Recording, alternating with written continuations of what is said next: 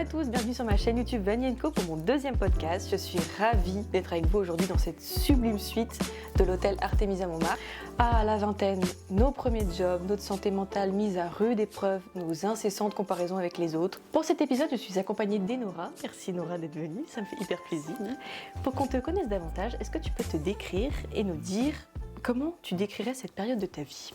Oui, bien sûr. Donc, Enora Lejeune, j'ai 25 ans. Comme bientôt. Oui, une superbe année. Je suis responsable marketing et communication pour un cabinet de conseil hôtelier. Je travaille à Paris, je suis originaire de Bretagne. Oui. Et donc, la vingtaine actuellement, plutôt bien. Beaucoup de hauts et de bas. De hauts et de bas. Hein. Une année un peu compliquée, mais en même temps très sympa, plein de rebondissements. Donc plutôt bien. Plutôt bien. Si tu devais décrire la vingtaine en 3 mots, ce seraient lesquels ? Je dirais rencontres, beaucoup de rencontres. Amicales, professionnelles. Ouais. Notamment avec les études, on rencontre pas mal de monde constamment. Également rebondissements. Beaucoup de rebondissements par rapport à des ambitions sur la vie professionnelle, mais aussi personnelle. On change, on devient un peu plus adulte. L'évolution, quoi. L'évolution, c'est ça. Et donc, il y a souvent des changements d'envie, d'humeur, et des rebondissements, du coup, qui vont avec. Et je dirais construction également. C'est vraiment dans la vingtaine qu'on se construit. Qu'est-ce qui, dans cette décennie, t'angoisse le plus et t'excite le plus ? Alors, qui m'excite le plus, je dirais ce côté où en fait on peut faire tout ce qu'on veut. On a toutes les possibilités, toutes les ouvertures. On peut choisir vraiment ce qu'on veut faire. Et en même temps, la même chose en fait, ce qui est aussi angoissant, et c'est un peu de savoir, qu'est-ce que je fais en fait, cette impression que dans ces 10 années qui vont suivre, donc le bac, etc., tout va s'enchaîner très vite. Va s'enchaîner. En fait, c'est ce qui va faire nos prochaines années. C'est là en fait qu'on va créer notre futur, on va dire. Et ça t'angoisse un peu ? Et c'est assez angoissant, ouais. Est-ce que tu penses que dans le contexte actuel dans lequel on vit, écologique, politique, etc., est-ce que ça peut jouer aussi sur tes angoisses ? Ouais, bien sûr. Ouais. Quand on voit vraiment tout ce qui se passe, on se dit ok, qu'est-ce que je veux en fait ? Est-ce que je veux justement participer à ça ? Est-ce que toutes les décisions que je vais prendre vont être impactées aussi par tous ces contextes ? Est-ce que je veux totalement changer ? Enfin vraiment, c'est toutes ces questions qui viennent sans cesse, quoi. En ce qui concerne dans tes débuts dans la vie professionnelle, est-ce que tu peux nous raconter ton parcours jusqu'à maintenant ? Ton premier emploi, du coup. Donc après mon bac, je suis partie en DUT technique de commercialisation à Lille pendant 2 ans. Très sympa. Une chouette ville. Une très belle ville, oui. Très sympa. Et par la suite, je suis allée donc en école de commerce, en programme grande école à Rennes. D'accord. Où là, j'ai pu vraiment découvrir plein d'aspects super sympas, comme la vie associative, où j'étais dans une asso de musique. Ah, ça c'est bien. D'accord. Et ça consistait en quoi, ça, du coup ? C'était, en gros, on était donc tournée musique électronique. Ok. Et donc moi, j'étais dans la partie organisation d'événements, etc. Trop bien. Responsable artiste. Et ça t'a pas stressé, ce côté gérer les artistes et tout ça Non, parce que justement, l'école de commerce, c'est l'avantage, c'est que ça nous apprend à être assez à l'aise rapidement. Avec les autres aussi. Avec les autres. Et donc, dans très bonne expérience, j'ai pu aussi partir vivre en Inde, en échange universitaire. Ça avait l'air bien. C'était hyper sympa. Mais du coup, il y a eu un décalage quand même entre la France et l'Inde. Ouais, mais c'était le but. Oui, c'était ça. Ouais, on s'habitue à autre chose, quoi. C'est ça, je voulais vraiment un choc culturel. Donc, t'as dû l'avoir. Ouais.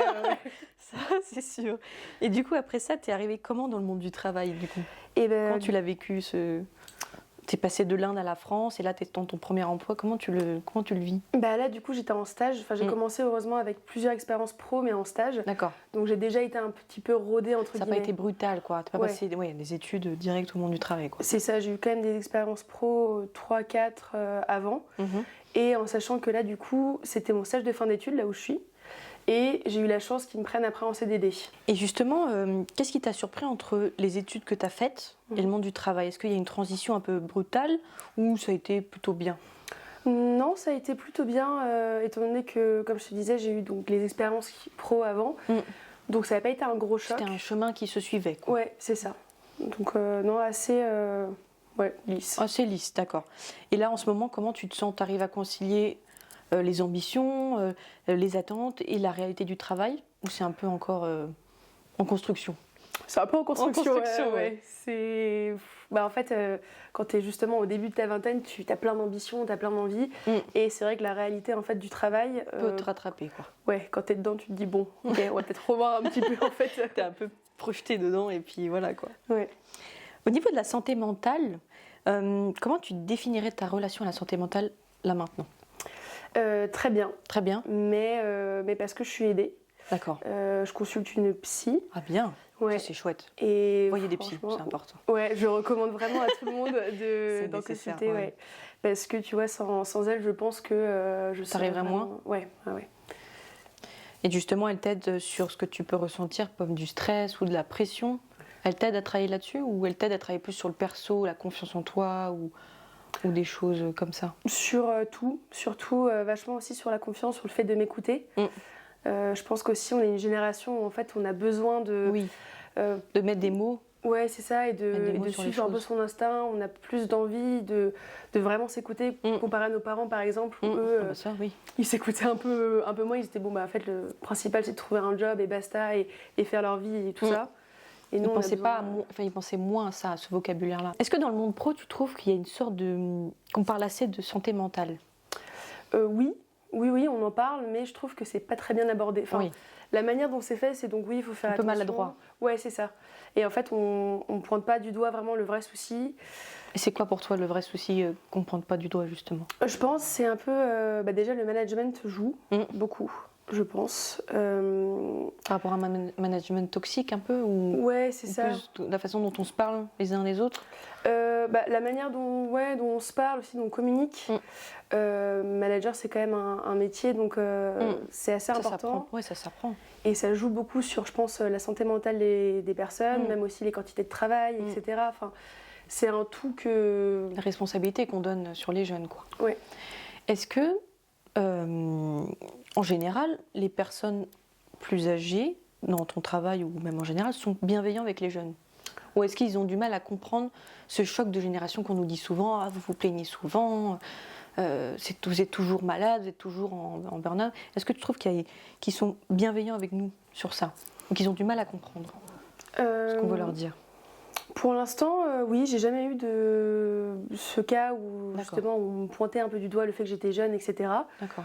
J'ai toujours été dans des entreprises où c'était assez bienveillant, même quand je vois autour de moi, c'est quand même globalement bienveillant. D'accord, bon, ça c'est bien, heureusement. Est-ce que tu as déjà traversé une période de doute ou de fatigue mentale liée à un travail ou à la vie perso Et si oui, qu'est-ce qui t'aide à rebondir dans ce cas-là? Mais écoute, figure-toi qu'il y a 6 mois, j'étais vraiment pas bien. En grosse dépression. J'étais dans une entreprise en alternance, ça ne se passait pas bien du tout. On ne va pas rentrer dans les détails si tu n'as pas envie, mais c'est par rapport aux tâches qu'on te donnait ou c'est par rapport humainement? C'était les tâches, c'était avec ma manageuse, pas hyper, je pense, pas hyper friendly, quoi. Voilà, pas alignée sur le travail, je pense. D'accord. Et c'était pas non plus un secteur qui m'animait. Ok. Et donc en fait, ça s'englobait tout, quoi. Et quand je suis partie, j'ai vraiment eu une remise en question totale. Je me suis dit, mais en fait, qu'est-ce que je veux faire de ma vie? Je suis perdue, j'ai plus confiance en moi. Et donc vraiment au plus bas. Je pense aussi, on passe justement à la vingtaine tous un peu par là. Oui.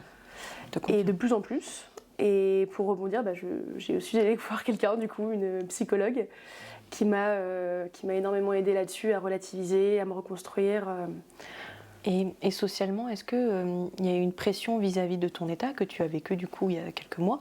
Est-ce que tu as ressenti auprès de tes proches un changement d'attitude ou est-ce qu'ils ont été compréhensifs ou Au début, je pense que souvent les gens se disent « Ah mais ça va, c'est juste un petit coup de mou comme ça va passer. » Qui va passer.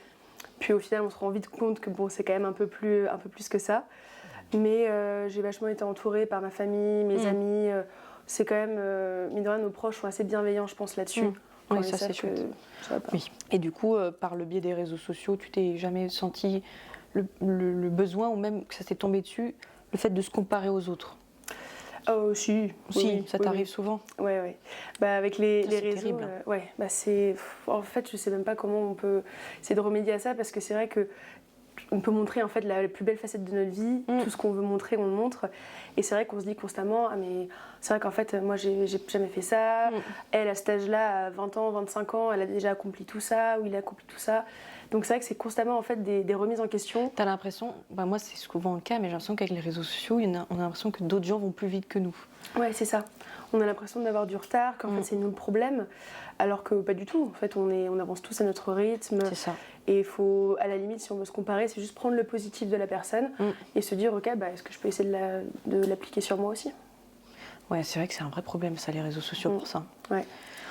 Justement, je vais rebondir dessus. Que dirais-tu à quelqu'un qui a peur d'avoir raté sa vie à 25 ans? Parce que moi, j'ai souvent entendu, j'ai 27 ans, j'ai pas construit ma vie avec mon mari, mon enfant, le truc cliché un peu nul, tu vois. Qu'est-ce que toi, tu dirais à quelqu'un de 25 ans qui a l'impression qui reprend les études, du coup, il est pas bien parce qu'il se sent en retard, ou qu'est-ce que tu lui dirais, toi? De pas trop se poser de questions et de juste sauter. Dans tous les cas, vaut mieux te rater, changer d'avis. C'est pas du tout un problème, au contraire, mais vaut mieux au moins tenter. Fais ce que tu as envie et essaye, sinon tu vas le regretter après. Est-ce que tu penses qu'on se met trop la pression pour avoir justement tout figé avant ses 30 ans? Oui, et je pourquoi? trouve que quand même on est un peu en train d'évoluer là-dessus, dans le positif. C'est-à-dire que au moins les réseaux sociaux là-dessus c'est quand même pas mal, parce que justement il y a de plus en plus en fait, de gens qui démocratisent le fait que c'est hyper ok et normal à 30 ans ou après 30 ans de ne pas avoir cette vie de famille, l'appartement, le travail. Oui. En fait, et on est une génération qui va faire évoluer les choses. C'est juste qu'on se compare à nos parents, où eux c'était ça. Mais à 27 ans, vous avez déjà la maison, les enfants. Mais nous, maintenant, avec le contexte actuel, Macron, on ne peut plus faire ça. Ouais, et c'est tant mieux d'ailleurs. Enfin, je trouve que c'est limite, tu vois, un peu angoissant de se dire putain, à 30 ans, il faut que j'ai ça. Pas du tout. Il faut avoir coché toutes les cases, absolument, quoi. Là, tu as 25 ans. Si tu pouvais parler à ton toi de 18 ans, jeune fille qui sort du lycée, qui a eu son bac, qu'est-ce que tu lui dirais là maintenant? Arrête de procrastiner. Ça, c'est un vrai problème qu'on a. Ah ouais, je lui dirais, écoute, tout ce que tu veux faire, fais-le, te pose pas de questions, tente, fais plein de choses, expérimente. Voyage, fais plein de choses, plein d'activités, plein de trucs, tout ce qui t'intéresse. Va creuser, cherche, etc. et repousse pas au lendemain. Quitte à se tromper, Quitte à se tromper, recommence, c'est pas grave, de toute façon t'as 18 ans, donc t'as tout le temps devant toi, quoi. Ouais, à l'époque on se rend pas compte. Genre, moi quand j'avais 18 ans, je me disais pas, oh t'as plein de trucs à faire et tout. Oui. Plus tard, c'est pas la même version de moi, quoi. Ouais, puis souvent en plus t'avais les gens qui te disaient ça et tu disais, oh vas-y, c'est bon, tu me dis ça, mais bon, voilà. Ouais, mais non, les gars, c'est vrai. Ça c'est vraiment vrai. Donc là, on a parlé à 18 ans, 25 ans, et maintenant la trentaine. Est-ce que déjà tu l'appréhendes, la trentaine, ou ça te fait pas peur? Un peu. Un peu? Pour quelle... Un peu, parce que je sais pas pourquoi, j'ai un peu cette vision de la trentaine où t'as entre guillemets moins d'énergie, tu sais, t'as ton corps aussi qui, mine de rien, il fatigue. Tu as plus de mal avec les cuites. Voilà, il a plus de mal à s'ordonner, par exemple. Une bière, ça suffit, quoi. Voilà. T'espères avoir une situation quand même stable au niveau professionnel. Mais c'est ce que je disais tout à l'heure, c'est ce côté, on espère avoir une situation stable et fixe et machin. Mais si on l'a pas, par exemple, si la trentaine m'apporte pas plus que ce que j'avais à 25 ans, est-ce que ça t'angoisse? Si je me sens épanouie, non. Ah voilà, ça c'est une très bonne réponse. Ouais. Parce que je trouve qu'on met trop de pression entre le 25 et 30 ans, alors qu'au fond, à part l'âge... c'est pas grave, quoi. Et après, c'est pareil, c'est chacun son rythme, mais si les gens veulent pas l'entendre, ça c'est autre chose. Oui. Surtout qu'en plus, je sais pas toi, mais moi parfois je vois des gens justement qui ont la trentaine et qui en fait sont hyper épanouis et qui cochent pas en fait ces cases sociétales, on va dire. Et d'autres à l'inverse qui ont coché toutes les cases, mais qui n'ont pas l'air épanouis. Donc en fait, et je suis sûre qu'ils disaient les mêmes choses que nous quand ils avaient 25 ans, quoi. Ouais. Donc on a dit les 3 mots pour la vingtaine. Est-ce que tu peux nous dire maintenant 3 mots pour la trentaine? Ouais, je dirais stabilité. Je suis d'accord. Stabilité qui va aussi avec sérénité. Être apaisé, être bien. Ouais, être bien. Je pense que la trentaine, t'as rien à prouver en fait. T'as plus rien à prouver, entre guillemets. À part à toi-même. À part à toi-même. Et indépendance. D'accord. Indépendance, ouais. Ah bah c'est très bien. Et bah, je pense que nous allons pouvoir nous quitter sur cela. Merci Enora d'avoir été présente et d'avoir répondu à mes questions. J'espère que cet épisode sur la vingtaine vous a plu, que vous êtes reconnus dans ce qu'on a pu dire aussi. Sachez que vous n'êtes pas seul, voilà, à vivre ce genre de choses, de problèmes. Et j'espère que le témoignage d'Enora aujourd'hui vous a parlé, vous a touché. Merci à beaucoup, à très vite. Merci.